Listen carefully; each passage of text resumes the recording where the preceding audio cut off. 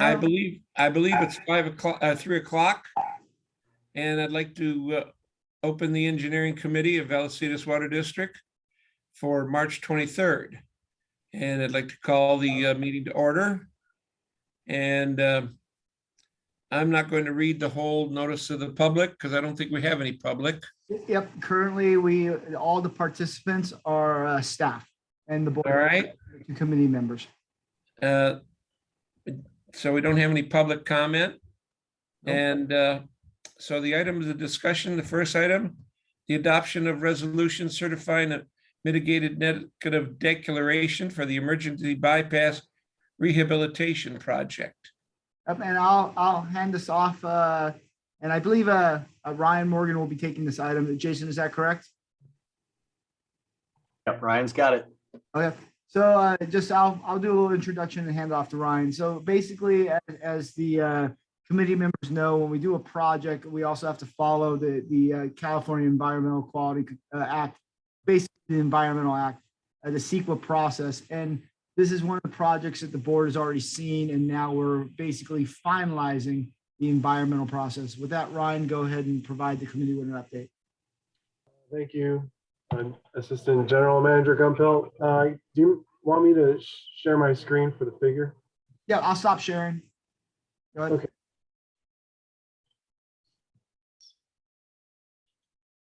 Actually, Ryan, if you're just doing the figure, I could just continue on, so this way it stays on. Yeah, okay. You want to share it? Yep, I'll go back to sharing. And that's all right. I've got the agenda now, James, so you don't need to bring it back up. Okay. Okay, great. Well, we'll go with the first figure though. Yep. There you go. Okay. Okay. Thank you, James. First of all, good afternoon, directors, and it's been a little while since I've seen you. We have kind of a busy afternoon plan here today, and teeing up a busy board meeting for the next April 6th meeting. This is one of the items that's going to be coming before the board. And the board has seen this before. This project started out as the emergency bypass pipeline rehabilitation, and it became it morphed a little bit. It adapted to adopt in the parallel 12-inch fail-safe outfall as well. Due to recent breaks and ongoing O&M issues, the emergency bypass is not operable through this corridor. And the corridor, as you see, spans from Rancho Santa Fe Road. It travels through district easements and crosses Carrillo Way. And at this crossing between Carrillo Way and Melrose Drive, it's a environmentally sensitive area. So the rest of the alignment is not considered environmentally sensitive. So for this portion of the project, during planning, we weren't really exactly sure how much excavation we would be required to perform as part of this rehabilitation effort. And in the event that we were going to be in this area excavating, we had to prepare ourselves for the worst case condition, essentially to disturb the lands, which would create environmental impacts to this area. And because of this, staff recommended to perform environmental study and mitigated negative declaration, and we contracted with Recon in order to do so. That effort's been ongoing for the last 6 to 9 months.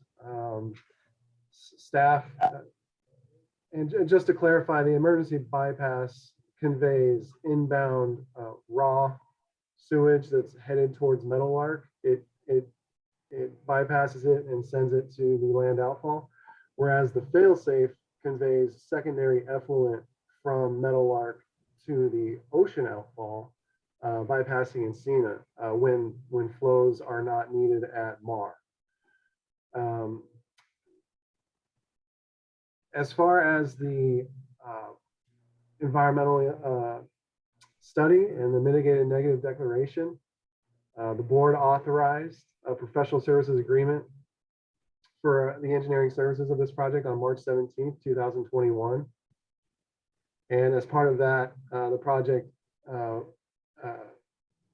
was also, the contract was also awarded to Recon at that time to perform this environmental study.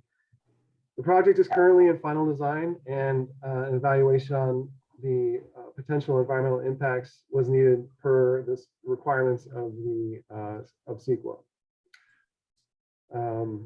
Recon's contract amount was $48,391 to conduct the IS-MND, and between this sensitive area between Melrose and Carrillo. Upon completion of the initial study, which evaluated the effects of the proposed changes on the environment, staff determined that the project scope was to adapt to specific trenchless technology requirements. So as we were working through the environmental study and the early goings of planning with this project, staff quickly realized that we were able to adapt some of the scope to minimize our excavations in this area and use trenchless technology to our greatest extent, CIPP relining, which would avoid some of these potentially environmental impacts that could come along with this project. So as part of this whole process, CEQA requires a notice of preparation, initial study, and draft NND be sent out to public agencies and interested parties concerned with this project. And then these parties have a 30-day public review period to respond with comments. On October 6, 2021, the board authorized circulation of the emergency bypass rehabilitation project, notice of preparation, initial study, and draft NND. We commenced the 30-day public review on October 13th, 2021. 15 copies of these documents were delivered to the state clearinghouse for distribution to public agencies, and staff also created a map and listing of all properties within 500 feet of the project alignment. A copy of the notice of preparation for the NND was submitted to each of the identified property owners in this area. Those parties interested were invited to comment and question ourselves, the staff of the district, to which we received no responses. We didn't receive any comments from the public during that 30-day advertisement period. So staff, working with Recon, has prepared a resolution certifying an enhanced NND for the emergency bypass rehab project as complete and adequate, which includes more effective mitigation and monitoring measures. These are being finalized right now, and we have intention to bring it to the board on April 6th. If the board adopts this resolution, which includes the written findings that the measures are more effective in avoiding potential significant effects, staff will file a notice of determination with the county clerk and a certificate of fee exemption with the California Department of Fish and Wildlife. And upon adoption of the resolution, staff will also complete the final design and release the project for bid in the summer of 2022, which is where we currently stand with the project. There really is no fiscal impact for this item.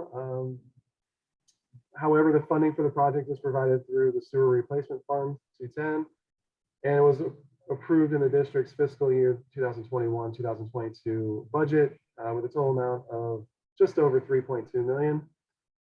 It'll be our recommendation to adopt this resolution certifying the NND for the emergency bypass rehabilitation project, and which will also direct the staff to file a notice of determination with the county clerk and a certificate of fee exemption with the California Department of Fish and Wildlife. And at this time, I will field any questions the directors may have on this item. Any questions? Yeah, I've got a question. The staff description says the fail-safe outfall allows the MRF to discharge up to 3 mgd of secondary effluent. What's the average discharge right now at the plant, or the average production of secondary effluent? Is it under 3 mgd? No, it's over 3 MGD. So basically, we have within our master plan a strategy for peak wet weather. We could push about 5 MGD through the plant and make recycled water, a little bit under 5. And then we could actually take up to 8 MGD of total liquids during peak wet weather events to help shape the peaking curve into our outfall, and then basically push 3 of it back through the failsafe through secondary. So our liquids capacity at the plant is really 8 MGD, but our actual treatment capacity is locked at 5. So was there any plan to upsize the capacity of the fail-safe outfall? Or No, there isn't really a need, because if Mar Reservoir was full, if our system, if we hit the worst case scenario, within our agreements with the city of Carlsbad, we also have the ability to provide Carlsbad recycled water in excess, and they have their own connection through their recycled water system to put it into the outfall. So this way, we'll never be in a situation where we're overflowing Mar without okay. one redundancy. No, okay, thanks. Also, staff is really looking for a recommendation of support from the committee for this item for staff, basically for staff committee support for staff recommendation. I Yeah, believe, I certainly support the recommendation. yes, as do I. All right, You have the agenda. I'm going to go ahead and stop sharing to allow staff, because some staff has some presentations, to share their presentations. okay. With this item or the next item? The future items coming Oh, up. okay, very good. Well, then we'll go on to item number 2, Meadowlark Water Reclaim Facility Project Update. This one also is Ryan, and Ryan, go ahead and I'll let you share your screen so you could drive. Very good.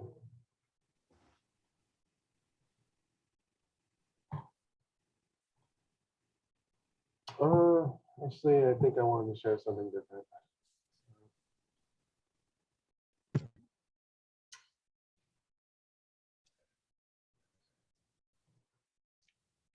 Okay. Just to give the directors a recap on where we stand currently with Meadowlark work. Ryan, it showed for a second, and I think it's on your other screen. If you moved your, it only shows that one screen. So if you moved it over, it went to the other screen. Okay, hold on. Yeah, I could see it. You can see it? Yep. I Okay. can't, Try it again. Maybe it's my user error. Apologize. All right, can you see the map now of Meadowlark? I see the site plan, the site, yeah. Site plan, yeah. This is just to give a visual graphic illustration on the work that's ongoing and the work that is upcoming at Meadowlark. The headworks improvements, the furthest upstream process at the plant is undergoing some troubleshooting with the recently deployed grit processing augers that we have installed. Operationally, things are not very efficient. There's different processes going on in the headworks and certain flow elements that are not behaving as they should.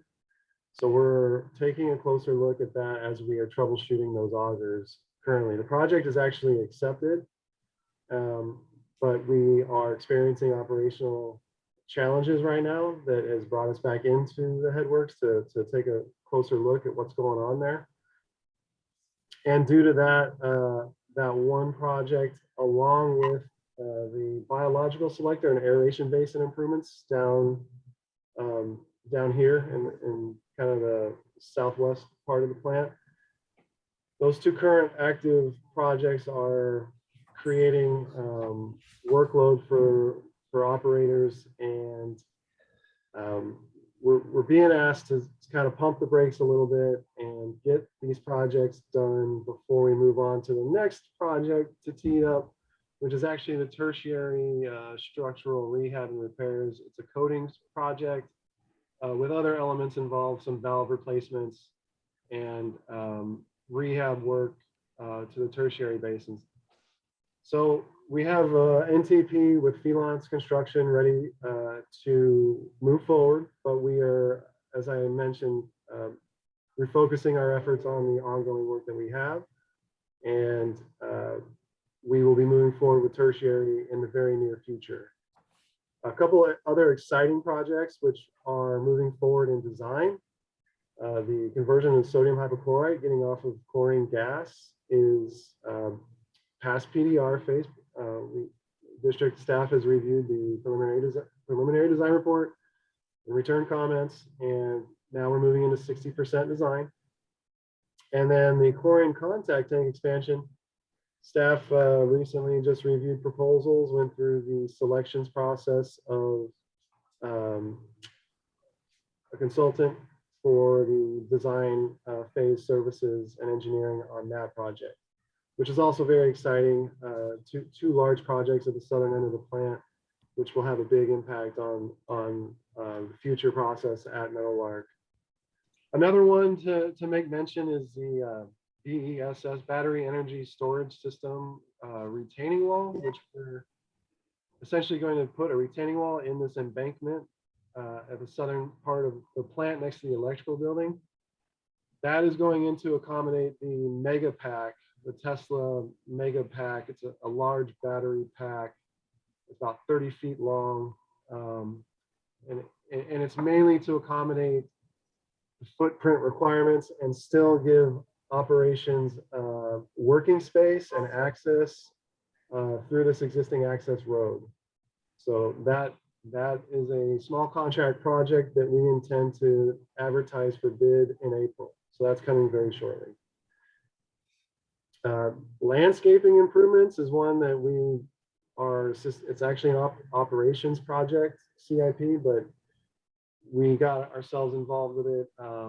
Operations was looking for some help to get a consultant on board and begin that conceptual design process for a complete overhaul of the hardscape and landscape at Meadowlark. It's going to provide not just aesthetic benefits, but it's also going to improve the quality of our stormwater runoff at the plant, because there's just a lot of exposed bare soil out there now. And when we're done with the project, there's going to be a lot of ground cover, and that'll greatly improve the sediment levels in the stormwater runoff in the future. That project is beyond conceptual design and planning now. We're actually moving forward into final design with that one. And we'll be bidding it out later, probably after the summer of this year. And that is just kind of a pulse check on the ongoing work at Meadowlark. We're doing the best we can to really try to accommodate operations because they're short-staffed out there and they're spread thin, basically. So we're not trying to get too ahead of ourselves and overwhelm the staff out there. At the same time, we are cognizant of our budgets and our schedules and trying to execute these jobs as quickly as we can. This is just an informational item. Doesn't really require any action. We just wanted to keep the directors informed. I have a question, Ryan, relative to where is the pilot projects going to be located for our pilot potable use project? So we haven't determined that yet. What we are in the tactical plan we have by the end of this fiscal year to send out the RFP to get the consultant on board. However, we know that the area where the old rotational biological contactors are, and Ryan, if you could, it's just the area just north of the aeration basin. Oh, yeah. Yeah, that area. That area right now is empty, and it's been graded and it's available. Whether that's the convenient area or we'd have to put other facilities to get obviously flow from the recycled water tanks up to that area. That's yet to be determined, but we know we have some footprint in that area. Well, the reason I ask is with this landscaping area, I do see, I can't tell the dimension, but in that landscaping area, to the west of the biological basin improvements, Mhm. right in there, yeah. I don't know how much room is in there, but um, I believe that's our property, so we could expand into that area. If It is we, it is a significant slope. That's a full rock, because when I was a project manager for building a plant, everything in there required blasting and breaking. But it is our property and it is possible.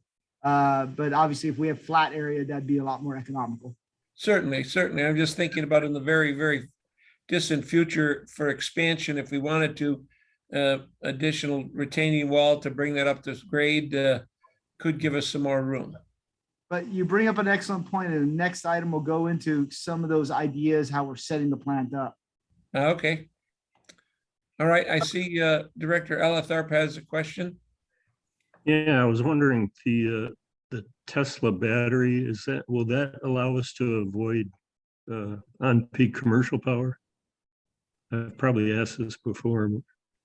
It has some ability. I mean, officially it's for emergency power in case there's Okay. outage due to fire. However, the size of the battery pack and once we get into operation, there will be some limitations, but we will be able to use it probably during peak hours, maybe not the entire time, but it will help us. Is the on-peak period still 4 to 9? Yes. Okay. Yeah, that would be a tremendous cost savings if we could do that. Yep. We do have at our sewer treatments, we don't have a time of use, or it may be changing though.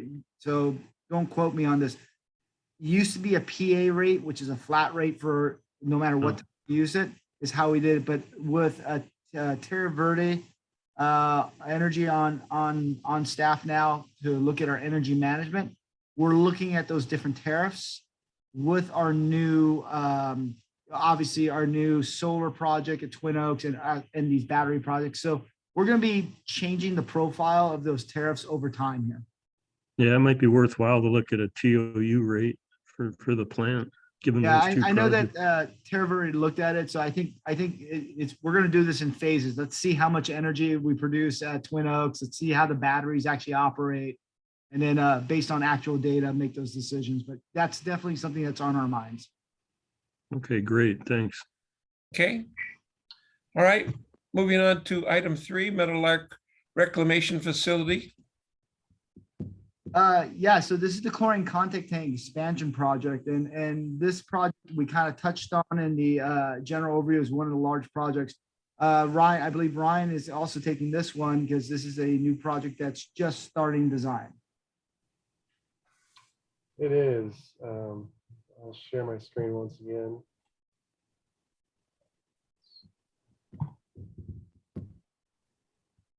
Okay, you can see here I have highlighted in yellow the chlorine contact tanks existing location at Meadowlark. Let's pull up another document I need. So currently the Meadowlark Water Reclamation Facility has 2 chlorine contact tanks. These tanks they really date back. They were last improved in the 1980s plant expansion. And each tank was rated at 2.25 million gallons per day. During the 2005 plant expansion, the capacity of the CCTs were able to be re-rated to convey a peak flow of 5 MGD. And that's currently where we're at today. The CCTs are able to process 5 MGD, while the rest of the plant is able to process 6.5 MGD peak. So effectively, the chlorine contact tanks serve as a bit of a bottleneck at the plant. And this one process, if it could be improved and increased in capacity to 6.5, then the plant could be rated at 6.5. Vallecitos, as a member of the North San Diego County Water Reuse Coalition, the district has finally secured grant funding which totals approximately $850,000. In the staff report, it mentions a million, but it's closer to about 850,000. This grant application was a legacy application, which essentially the district pursued year after year. And this project was teed up for that time when we were going to be granted this funding, and that's finally come through. This is under Prop 84. It's awarded by the State Water Resources Control Board. And in addition, there's up to a 25% match of total project costs in the next round of grant funding, which the district will also be pursuing. James can talk more about that here in a minute if he'd like to. The project will be, project costs will be also reimbursed through recycled water rates, which will be acquired from current wholesale customers, City of Carlsbad and or Livenheim Municipal Water District. The project is really an operational priority for the district. And as I mentioned, successful completion will increase the capacity at the plant by 1.5 MGD. And the project is scheduled for planning and design in the fiscal year, this current fiscal year, 21-22. On December 1st, 2021, the district submitted a request for proposals to 4 local engineering firms. The firms were asked to present their experience in design of wastewater disinfection process and structural improvements of similar nature. Those 4 firms were Kleinfelder, Kennedy Jenks, Michael Baker International, and Lee and Rowe. Staff actually received proposals from all 4 firms on January 14th, 2022. District engineering and operations staff teamed up to form a selection panel, review panel, and review these proposals, evaluate each firm based on their experience in similar projects, overall RFP responsiveness. And evaluations were completed on February 14th, 2022. Kleinfelder was determined to be the most responsive and qualified consultant. Staff followed up to discuss the scope of work and request some clarifications and additional scope items, geotechnical engineering services, and just operational flexibility elements that we wanted to make sure were included in the project scope. And we worked with operations along the way in making sure that all those items were achieved. Kleinfelder did provide a revised scope of work with a not to exceed fee of $355,385. This is for design and bid phase professional engineering and environmental services. The project is identified in the current fiscal year 21-22 budget with an amount of $4.719 million. The project will be funded through an approximate $850,000 grant, as mentioned, plus additional follow-up monies that could be possible. And then the remainder from recycled water funds. The total estimated project costs and budgetary estimate, budgetary summary are identified in the fiscal impact on your committee packets. And with the $355,000 design fee and associated design staff and overhead costs, project is currently sitting at a total of about $520,000 out of the $4.719 million construction or project budget. So we didn't try to estimate the construction contract now. There's a lot to be determined on what that will entail. So we did not modify the budget at this point in time. The staff recommendation will be to the board of directors on April 6th meeting will be to authorize the general manager to execute a PSA with Kleinfelder in the not to exceed amount of $355,385 for the project design and bid phase, engineering and environmental services for the metal arc chlorine contact tank expansion. And all we're doing here today is seeking directors' blessing for this project to move forward as recommended. And just to add a little, the directors would probably recognize that this is part of our North County Recycle Water Coalition effort. So this is the first round of grants that we were able to secure, and Ryan's correct, it was roughly around $850,000. The good news is the second round applications has already been turned in. It's coming up due any day now, and I've reviewed the submittal, and we're going for the remainder to get a full 25%. And we actually, we don't know the full budgetary cost, but we put an escalator in our numbers for the grant. Obviously, at the end of the day, you can't collect more than 25% of the actual cost. But we went in and put in another escalator, which means there may be another $600,000 out there that we're going to try and collect for grant funding towards this project. Great. All right, so a recommendation to move this to the board is what you're looking for? Yes, sir. Yes, sir. You have my recommendation. And mine as well. Very good. Thank you. Let's then move on to the item number 4, the contract award for sewer lining and rehabilitation. I believe our engineer Lito Santos is taking that one. Is that correct? Right. Lito, when you're ready, go ahead and take it over. You're muted, Lito. There we go. Thank you, James. Thank you, Ryan. Hi, Director Hernandez, Director Eltharp. You may recall back in, am I getting an echo? Back in January, we took a deep dive on our sewer lining and rehab process, where our collection crew cleans and cameras our sewer line at least once a year. And then they identify discrepancies or deficiencies, structural or incrustations, cracks, rooting, so on and so forth. And then we began advertising our new sewer lining project in February and had a successful pre-bid where we had a lot of attendance. We had five lining contractors, and during,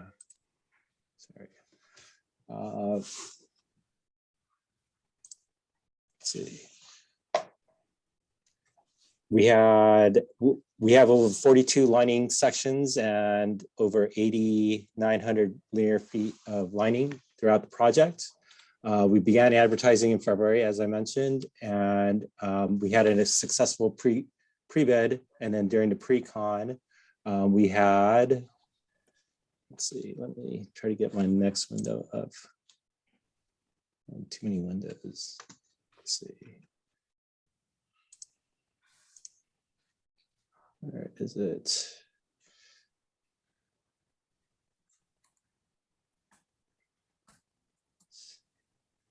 There it is. Sure. Okay. So we had five contractors submit a bid, very competitive bids, very close proximity amongst each other. Within at least $45,000 between the highest and lowest bidder. We've sent the bids for review with our council. Unfortunately, and this doesn't happen often, the first top two bidders had disqualifying issues with their bids. The first bidder, NorCal Pipeline, neglected to include their references and their references with 5 years of experience. And this is something we highlight during the pre-bid, but unfortunately they missed it. And that is disqualifying. Then New Line Technologies is a father-son contracting firm, and unfortunately they use their contractor's license number interchangeably and put down the wrong name and wrong contractor's license number under the subcontractor's number. This number, doing this error is uncorrectable after 24 hours. So that leaves us with Southwest Pipeline, and they were our third lowest bidder, but they were the most responsive. The fiscal impact is highlighted here. We plan to bring this to the board, asking to award the contract to Southwest Pipeline in the amount of $634,086. And with that, we are going to request that the engineering committee award the contracts or support for awarding the contract to Southwest. I've had that happen to me. We bid $1,200,000 project, and my estimator put the landscaping bid in twice. Once at the beginning and once at the end, and we lost the project by that amount.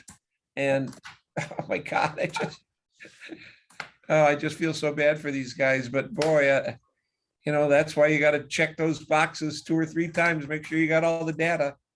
Because surely somebody would have protested if you would have tried to give them a little grace, but that's the way it works. Yeah, we were reluctant that the lowest bidder wasn't challenging, and the second lowest bidder didn't really bat an eye with the disqualifying issue. We know some of these contractors, so it was an open discussion. Yeah. Okay. Well, yes, Director Elitharp. Yeah, I certainly support staff's recommendation to move this onto the board. I had a question. I noticed on the map that most of the repairs involve clay pipe. Now, I was wondering, have we stopped using clay pipe? Yeah, our standards have been using SCR 35 PVC since before I started here. So that's over 17 years now. So, but yeah, that was my second question. When did we stop using it? Yeah, I don't recall the exact date, but it's been over 17 years for sure. But as you probably realize, a lot of our legacy systems are the older clay. Yeah, I think we have over 170 miles of clay and only like 23 miles of ductile. But when ductile loses its coating, it really goes south really quick, and that corrosion with the sulfurs kind of just eats away at the metal. Yeah. So what's the nature of the problems with the clay pipe? Just they're cracked, or? It's an organic material, so you get rooting. It's brittle, so yes, cracking. So you'll get longitudinal cracking all along it, and then you'll lose a whole section, and you won't need to repair the whole section, but then 1 or 2 spot repairs adds up, and you might as well end up lining the whole section from manhole to manhole. So how many miles of PVC do we have? Oh, that's a good question, Director Elitharp. I can tell you from the top of my head. Yeah, Okay. we have it in our GIS data. We could get that for you though. But all of our new pipe is PVC or like a Hobos type for the larger diameter. Yeah. So did you say there was 170 miles of clay pipe? Yes, 172, and then 23 miles of ductile. So 260 total. So plus or minus maybe 60 miles of ductile. Or PVC. PVC. Okay, thanks. Uh-huh. Well, yes, you have my recommendation as well. Thank So you. I think that's all you need. Mhm. Hey, good job, guys. I'm really impressed in how close the bids were, which tells me that the specs, the performance specs that was put out were very clear. Yeah, Yeah, the bids were very tight. very tight. Very good. Let's see. Item 5, illegal sewer connection. Oh, that's exciting. Yeah. Well, it's a found legal, but hopefully, I think we have a happy ending as far as illegal sewer connections go. With this, I'm going to turn it over to our development services senior engineer, Elizabeth, to take this one. Go ahead, Elizabeth. Thank you, James.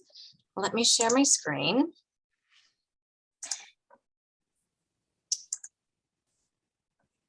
Can everybody see my presentation? Yes. Okay. There we go. All right, Hi, Director Elitharp, Director Hernandez. I'm here today just to give you an update and conclusion to illegal sewer connections on Barham Drive. So here on this screen and the parcels hatched in blue, that's the Sunrise Oryx project. Should be familiar with that project. I believe it's been to engineering committee a couple of times. And last month, the construction agreement for that project was approved by the board. During the plan check process of the sewer main extension here in Barham Drive that the developer is installing for Sunrise Oryx, we determined, or we discovered, illegal sewer connections on these yellow parcels here on Barham Drive. Researching it further, we found correspondence dating back to 1996, where district staff sent letters to the property owner at that time. All three of these yellow parcels were owned by the same owner in 1996, so we'll refer to them as property owner A. And essentially in 1996, we asked property owner A to submit improvement plans to extend sewer in Barham Drive along these parcels' frontage, install correct sewer lateral connections in accordance with our standards, and to pay sewer capacity fees. That didn't happen. And we found additional documentation in 2009. The property had, all three parcels had transferred ownership to a new property owner, which we'll refer to as property owner B. So in 2009, we sent additional correspondence to property owner B with the same request, asking them to submit improvement plans to extend the sewer, install current legal connections, and pay capacity fees. So this screen shows essentially a conceptual exhibit of how these sewer laterals for these two easterly parcels illegally are connecting to our existing manhole in Barham Drive. So what we did, we looked at the current ownership and it has transferred again. All three lots are now owned by a new owner, property owner C. We sent property owner C a letter in February, and we provided that property owner the 1996 and 2009 correspondence provided to property owners A and B, and notified them that they have illegal sewer connections on two of the parcels that they own. We let them know that the Sunrise developer will be installing a sewer in Barham Drive along their frontage. And essentially, that alleviates the requirement for this property owner to extend the sewer to make legal connections.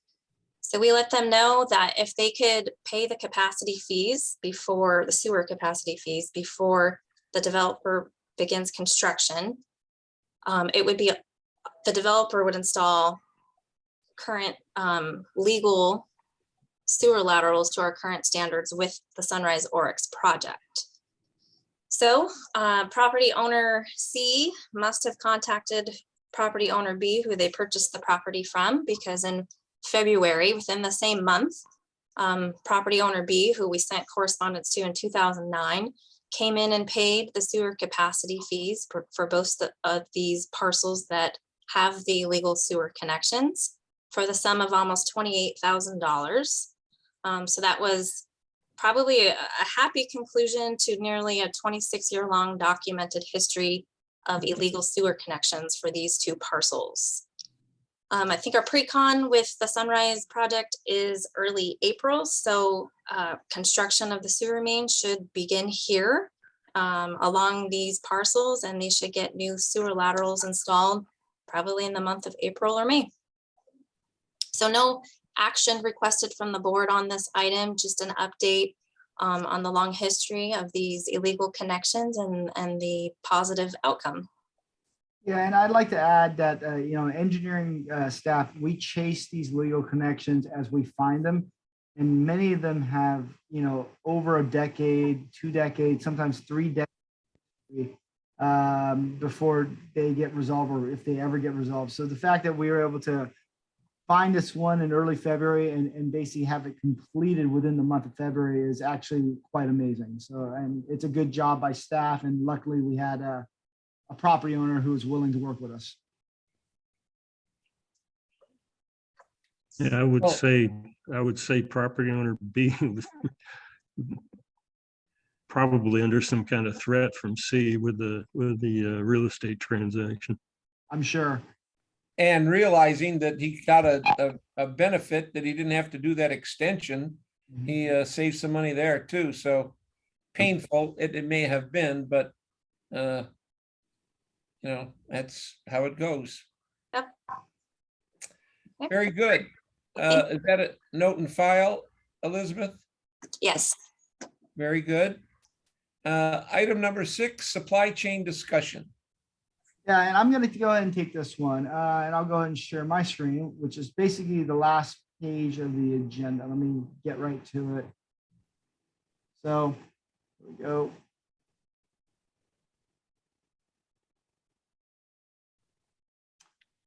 All right. So hopefully everyone can see the budget equipment not received due to product shortage screen, correct?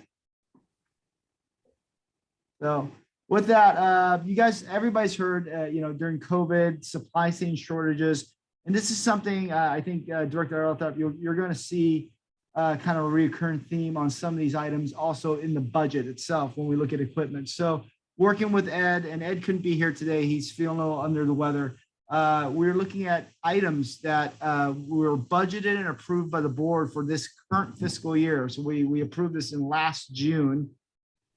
They were ordered, almost all of them were ordered except for the Kenworth, which is the $230,000 item, but not received. So what you're going to see is in the budget, there's going to be what Wes calls a positive variance, which means that we have more money in the budget than anticipated, but then you're going to see an almost that same amount of variance being rebudgeted for the next fiscal year starting July 1st. And this is not the only thing. I just took a snapshot of the large equipment as far as vehicles purchasing. This rolls into other tools and equipment. Basically, it's pervasive throughout our operations department primarily. There's through administrating, there's some, but it's not nearly as bad. We had trouble getting laptops for IT and other hardware. We had trouble getting printers, but those have pretty much been rectified, or we found workarounds around them. But these larger equipments, we're just not getting them, and we're hoping to get them in the next fiscal year. Probably we won't, from what we understand from Ford, we're not going to get them before the end of this calendar year. As far as the regular F-150s, will probably be in the calendar year 2023. So this is just an update item. It's also to a little bit of, I guess, pre-warning. The board's going to see some good budget numbers that because we weren't able to spend this money, even though we put the orders in. But again, the money is just going to roll over into the next fiscal year, which we're going to be requesting these same vehicles. So if you look at a 2-year budget, we're going to be on track. But as far as 1-year budget, it looks like we bought nothing this year, and we're trying to buy everything next year, which in some ways is a true statement, but not by design. With that, I'd be happy to answer any questions. Director Ellisthorpe, you've got a question? Yeah, I was wondering, James, is on the vehicles, is it mainly the computer chip shortage for the That's the controllers? reason that we're giving. You're correct. It's a chip shortage, and they do have some of those vehicles, but they could sell them to retail customers with markups. So we're a lower priority because we have a fleet rate that is below the normal MSRP. And that leads me to my question. If we're going to get these vehicles potentially by the end of the year, by the first quarter next year, are we going to have to suffer an increase in price? There may be. So the new budget, Ed's already put in the draft numbers for Wes, and Wes is actually going through them. So I'm sure what our normal process is we go through and get quotes on what the prices will be, and then we put those in the budget. So I'm sure the numbers have changed slightly, is my guess, because you got to remember these numbers were put together over a year ago, and basically, well, about a year ago, February-ish, or maybe early March of 2021. So now the numbers are a year old, and I'm sure prices have gone up slightly, or maybe significantly. Oh, considerably. I wouldn't be surprised to see a 10% increase. So Uh, we have put in orders for all these vehicles, and we're hoping that some of those orders are at the price is being honored, but there's no guarantees that have been given to us. Is there any way to work with the Ford company to guarantee that price by pre-purchase or some serious deposit? We've talked about all those options, but currently they could get full MSRP plus a markup. So unless you're willing to do something to that extent, and also the vehicles that they're getting are not the base work truck. You know, if you look at, we're ordering the XLs, you know, the XLTs and the Lariats are the more popular trucks, and those are the trucks that are coming and being prioritized from when they have a chip, they're going to put it into one that makes them more money. Yeah. At least those are the reasons that we're getting through our purchasing and through our operations that are being portrayed to me. Ed obviously would know a little bit more detail than I would, but I think I kind of understand the story, at least the basis of it. All right. Yes, Director. A quick question. Some of these prices look pretty cheap. A Ford F-250 four-wheel drive, does that include the service body? It seems like a low figure, 45,000. Well, as for a standard XL, for a standard, not a standard cab, but an extra cab XL, it's not X, it's basically about 45,000 is what we were getting them for fleet pricing. Again, like I said, you could probably do a direct comparison to see how that number went up for next fiscal year, but those are based on quotes from about a year ago. Yeah, I was just looking at that first one, F-250 with the service body. Yeah. It seems pretty cheap. Yeah, it did look cheap. That one looked cheap because if you look at the regular Super Cab F-150, it's the same price. But obviously, at some point, they got a quote on it, and there was availability. But there's a good chance that probably more expensive next year, as Director Hernandez already alluded to. Yeah, just looking at a retail customer, paying for like a Super Duty Ford F-250 four-wheel drive, they're going for like $80,000. It's ridiculous. But they're also not getting the work truck. Like this is based on an XL trim, which they don't make a lot of except for fleet vehicles. Yeah. Okay. Thanks. Very good. That's all that staff has, unless there's any other questions. Any other business you want to discuss? No. Seeing none, I think we will be adjourned. Thank you all very much. Appreciate Thank your you. time. Thank you Thanks, for your staff. time. You too. And bye.